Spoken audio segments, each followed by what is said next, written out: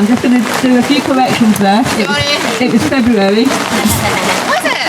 Yeah, All it right, was February because I went down to London to the premiere of Act 2, and that was at the end of January. All right, okay. So this is just my speech for me, basically. So, yeah, my name is Joy Gill. If you are on Facebook, if you are on the Scottish People Forum or anything else, I am on there as Joy Smith. It is a real name of mine, but today I'm going to use the name Joy Gill because that's the name that I was when I was a registered nurse, and professionally that is the name I use. So, I qualified back in the early 80s as a nurse. I was working on an infectious diseases unit at the mid-80s, height of the AIDS epidemic.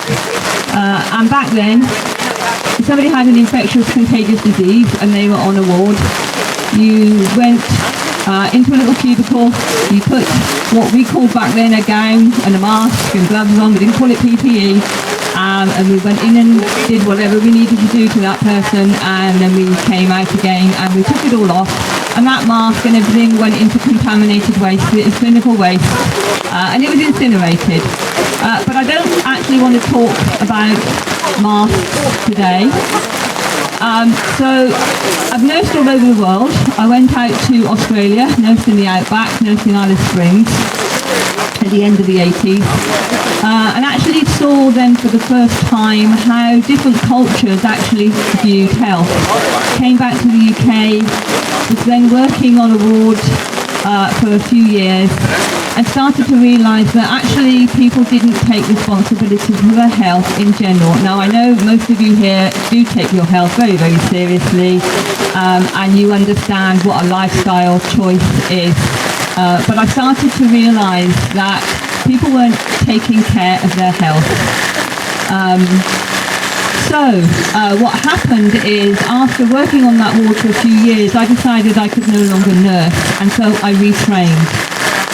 And I did a massage course, a aromatherapy course, and then ultimately I trained as a McTimoney chiropractor. And worked as a chiropractor. I was on the register for a number of years, 16, 17 years, and I started to see a group of young ladies, 18 to 22-year-olds, who came to see me as a chiropractor with a very strange set of symptoms.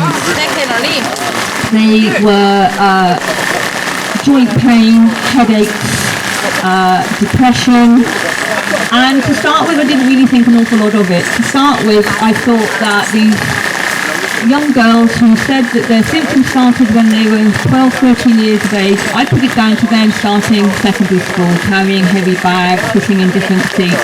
Didn't really think anything of it. In April 2017, I watched the series The Truth About Vaccines, Trying Charlene Bollinger. And if anybody hasn't seen it, I'm going to be very surprised, if anybody hasn't seen it, I really recommend that. That's a very good starting place to learn. And you're thinking about a vaccine. I'm not talking about vaccines as such. This is just my story as to how I am here and how I met Lucy. So I'm watching this series, The Truth About Vaccines, and a week or so later I had an 18-year-old in, came to see me for the very first time with the usual, as I say, strange aches and pains in the joints. They moved around her body, and I looked at her and I said, she'd seen her GP, she'd seen psychologists, she'd seen neurologists, she'd seen rheumatologists. And I looked at her and I said, I think this is Gardasil cell damage. And she looked at me and she said, you think you know why I am like this? I said, yes, I think you have Gardasil cell damage. Did you have the Gardasil vaccine? No, she didn't actually know. Her mum brought her in. She didn't know. All that she remembered was that yes, she'd signed something when her daughter had started secondary school, but she had no idea what she had signed for. To cut a long story short, I went on to chiropractic forums and I started to talk to my peers and say, is anybody else seeing this? Young women, they're not our bread and butter. Our bread and butter are sort of 50, 60, 70-year-olds. So to have young ladies, women come to us, it's fairly unusual.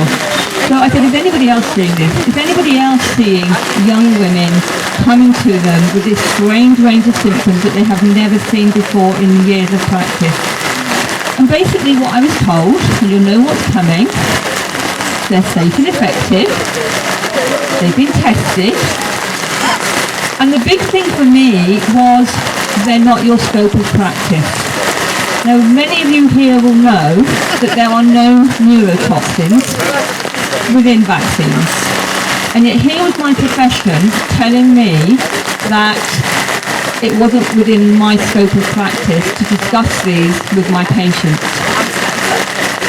At which point I said, okay, fine, I'm a McTimoney chiropractor.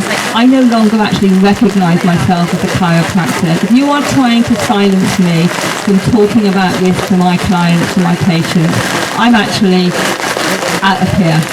So I took myself off the chiropractic register. Thank you very much. So I am now a McTimoney practitioner, which is legal. I just do not identify with the chiropractic profession. Now, don't get me wrong, there are a lot of chiropractors out there who probably think along the same ways. But for whatever reason, they are not speaking up yet. But they will. They will. They will come forward. I have no doubt. So I worked as a McTimoney practitioner for a couple of years. And as I say, I was down that rabbit hole of researching vaccinations, and I saw Vax 1, and when I heard that Vax 2 was coming out, I got in contact with the person that was organising it and doing the premiere in London and said, I want to bring it to Scotland. So myself and another lady organised that we would have a showing in Edinburgh, and I would arrange to put on a health and wellbeing day as a McTimoney practitioner, and we would have homeopaths and all sorts of people there, and we would do it in a village hall in Dunlop in North Ayrshire. And a week or two before that, I was contacted by the manager of the hall to say they were cancelling our booking. Somebody had got to them. Somebody had given them the usual story about what we were doing, with fake and whatever. And I said, I'm having a health and wellbeing day. This film is just part of a health and wellbeing day. But anyway, they pulled it, which is where sort of Lucy came in, because I am the sort of person that, I'm not going down easily. We got a lot of publicity out of that. And actually we had people coming forward that said, I've never heard of this film, never heard of it, but I want to see it. And one of the team that got it taken away from the venue that we have got actually put on Facebook, it's cancelled, it's not happening. And I actually said, actually, it's bigger and it's better. And thank you for bringing it to people's awareness, because now we've got people that want to come and see it. And actually she sort of then posted a picture of a cow barn with some cows in it, and she said, haha, is this where you're having it? And I said, I love your sense of humour. Yes, we're taking back vaccines right back to where it started with the cows.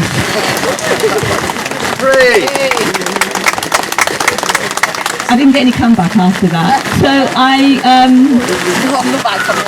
the power of Facebook is wonderful sometimes. Somebody contacted me and said, this is going ahead. And we had about 90 people, and we put on 6 or 7 showings of this film in my house, in my home. People came round to my home, and we had about 4 showings, and a friend who I'd never met before, she said, I'll open my house to show it, and with Lucy. She had about 12 people there, 2 showings, and Lucy was one of them, so that's where we met. I don't really want to go in too much into, why we're all here. We all know why we're here. I just want to say, Lucy wanted me to tell that story, so I told it. Thank you, Lucy. If any of you are on Facebook and are not yet on the Scottish People's Forum, I would say please join it. If you request to join it, please tell us that you have been here. We're a little bit suspicious of people that request for various reasons. So if you just say, you met Joy in Perth on the 3rd of October, we will let you in. If you don't say that, we might not. We're very protective, but we would welcome each and every one of you to join that. We are hoping to get people to come forward. We know all the professions. We know nurses, we know doctors, we know porters, we know cleaners, we know the police, who are doing their job. And they're really on our side, but they are doing a job. And we are trying to provide a forum where they can come to us and we will put their stories on the page anonymously. We've had one come forward already, being a very brave lady, and we are hoping that we will have more. We want people to take action, and people say, what can I do? We are here, so that's the first thing. I would want to read something to you. I read it in all the speeches that I do. It's a Marianne Williamson. I didn't like this. Our deepest fear is not that we are inadequate. Our deepest fear is that we are powerful beyond measure. It is our light, not our darkness, that frightens us. We ask ourselves, who am I to be brilliant, gorgeous, talented, fabulous? Actually, who are you not to be? You are a child of God. Your playing small does not serve the world. There is nothing enlightened about shrinking so that other people won't feel insecure around you. We are meant to shine as children do. We are born to manifest the glory of God that is within us. It's not just in some of us, it's in everyone.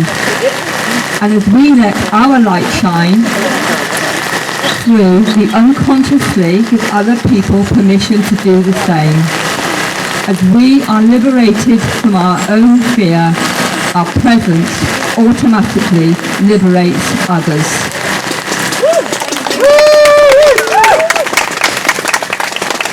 So as I say, if we all did one small thing, and when I was speaking at Glasgow Green a few weeks ago, email your MP, get a message, get a letter. You may think, but they never reply, they never get back to me. They get one, they get two, they can ignore it. If they get hundreds, if they get thousands, it's not so easy to ignore. In the words of William Wilberforce, you may choose to look the other way, but you can never again say that you did not know.